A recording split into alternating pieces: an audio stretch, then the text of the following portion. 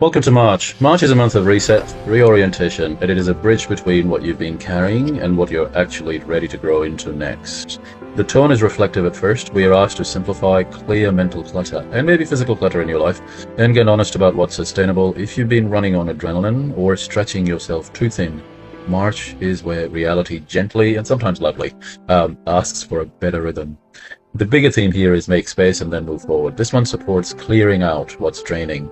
Busy work, overcommitments, old worries, stale habits, so that the things that matter can breathe, if you like.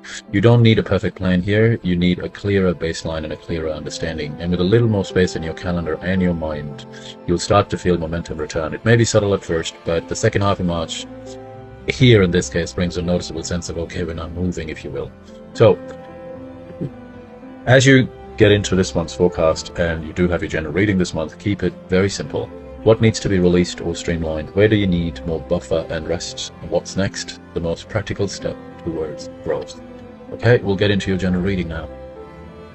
Alrighty, so we have a lunar eclipse in Virgo on the South Node, and that's on the 3rd of March. It's a pretty tight eclipse. The South Node is at 8 degrees Virgo and the lunation is at 12 degrees, meaning this is a total lunar eclipse. The light of the moon is totally obscured by the relationship between the Earth and the Sun, so the moon's light is essentially blocked for a period of time. And as with any eclipse, we get a temporary disruption or interruption to something that is normally available to us. That's why you'll find astrologers, they often say that don't do what you normally do under an eclipse. If you can, go for a quieter schedule, rest. Eclipses represent interruptions in the normal, regular rhythm, and if we consciously disrupt our regular patterns and schedule, we're working with the eclipse intentionally. As I said, this is a South Node eclipse, so there's a letting go signature. And it's genuinely a great omen to letting go. So if you need to declutter, if you need to clear out, if a part of your life has become congested or stagnant because it's stuck or because there's just too much going on, that is where we release. With the South Node influence, when you're not holding on, when we're not fighting the current that's washing things away, we can let things go. So some of us will be very intentional, clearing closets, going through junk drawers, or being a bit ruthless or brutally honest with ourselves, meaning I'm never going to wear that anymore. I never use these items, or I'll pass them on, recycle, donate, and if they do need to be thrown out, then throw them out. The South Node energy can show up physically, where we need to empty out our space, and it can also show up mentally, if you like. Now, excuse me, the Virgo eclipse is ruled by Mercury. It's a sign ruled by Mercury, Virgo, so it's worth thinking about how this eclipse affects our mind and our mindset. So clearing space can be physical, but can also be clearing time in your calendar, clearing out your schedule so it isn't so cluttered, and therefore your mind isn't so cluttered that you're worrying about the next 10 days so much that you're not enjoying the present at all. So with the longer South Node journey in Virgo, which by the way began at the start of 2025 and runs into July 2026, the longer energy piece is really about what do I need to clear out and streamline in my life from a logistics or calendar point of view. What shouldn't be in my schedule anymore? What shouldn't be in my mind at all? Mindset and habits. What do I need to remove so I don't give it mental energy anymore? And part of what this South Node eclipse brings to our attention is activities, people, projects, or priorities that are draining or depleting us. And sometimes that's weird, sure, because you might have something in your schedule that looks good on paper, but when you realistically think about the logistics, the time and the energy or the money required, it doesn't add up anymore. So the eclipse is a clue to be alert to what depletes or what drains you in many different ways. Now, the eclipse day itself may feel tiring, and this is why I suggested get some rest that day. It's also a caution that the day of the eclipse might feel particularly draining in some way. So you might feel exhausted, burnt out, or spent, because it's in Virgo and Mercury is the planet of the mind. My sense is that many of us feel mentally frazzled or burnt out, like your brain's got to the point of where it's saying, I can't think anymore, I can't take any more data points, I can't analyze, I can't manage one more thing. And that's a clue that you're already overwhelmed and that you need to chill out. So in an ideal scenario, life would be a mix of necessary and pleasant activities with a buffer or a gap for overflow or unexpected developments. And the point here being, if you no longer have a buffer because your scheduled time is just packed, that's the problem. So we're not only trying to bring things back to reasonable, we're trying to go less than that. We're getting to a point of, this is the amount of tasks, activities, or commitments I can do and still have a buffer, if you like.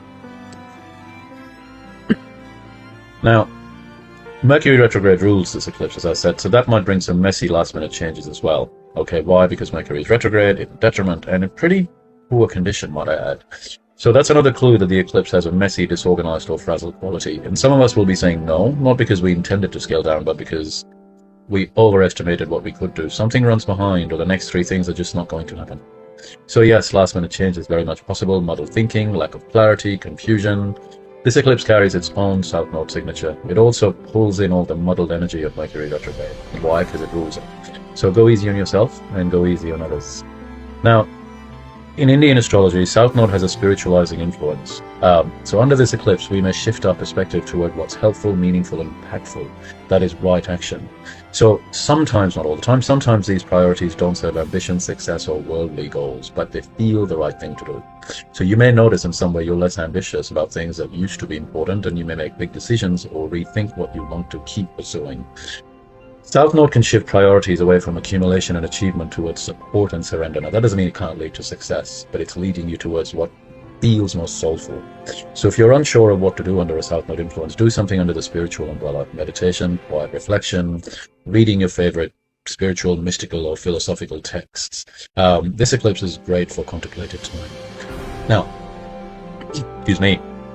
Mercury is disappearing into the sun, it's combust, so stepping away is another signature here. Mercury is invisible. So there are symbols here that indicate you may be stepping away from something, taking a break intentionally, even from something you used to love simply because you don't want to commit the energy anymore.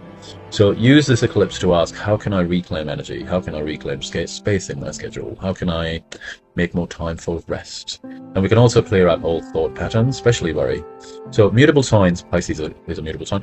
Mutable signs are known for their worries and their influx or wobbly qualities sometimes. And under this eclipse, we're practicing surrender.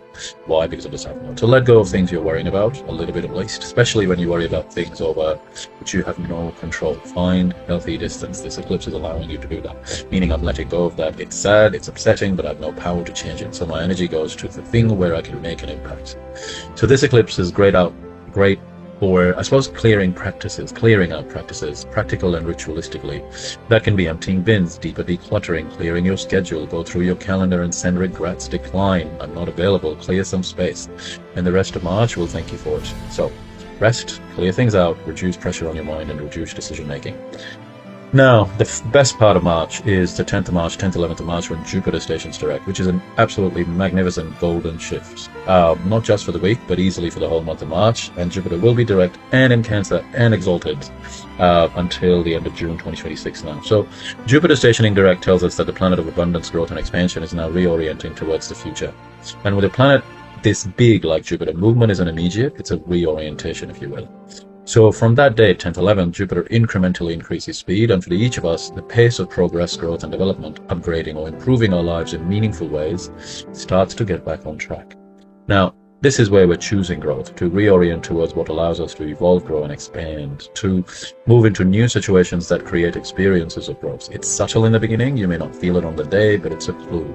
Those big dreams that you started to dream up in mid-2025, you're ready to start moving toward them or start moving forward with them again.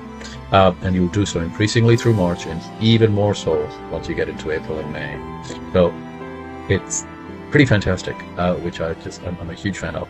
So at a practical level with this month, you might see this sense of we're clearing out space, whether that's mentally, emotionally, physically, in your calendar commitments. We're declining, postponing, simplifying. We might be clearing out one mental loop, at least releasing the worry you can't control, redirect your energy towards what can or cannot change. At a practical level, you may feel under the eclipse unusually tired or mentally full. There may be last-minute schedule changes or cancellations. Remembering the eclipse is on the 3rd of March. There is a sense of confusion, forgetfulness, or mixed messages. We're releasing something good on paper, but it's actually draining. And there may be a big desire to declutter, simplify, reduce commitments. And we're pulling back from social noise. We're craving quiet and a spiritual reset, and some rest, might I add, if you will.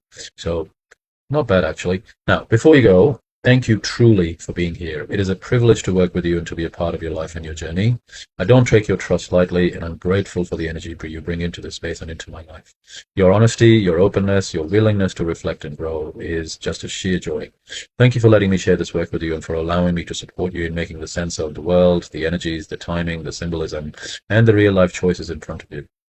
It is an absolute honor. I will never get tired of saying that. Wishing you a March that feels lighter, clearer, and more aligned. I know it will as you get to the second half, with enough rest to restore you and enough momentum to remind you what you're capable of. With love and hugs and gratitude, TJ. Have a lovely March. Bye.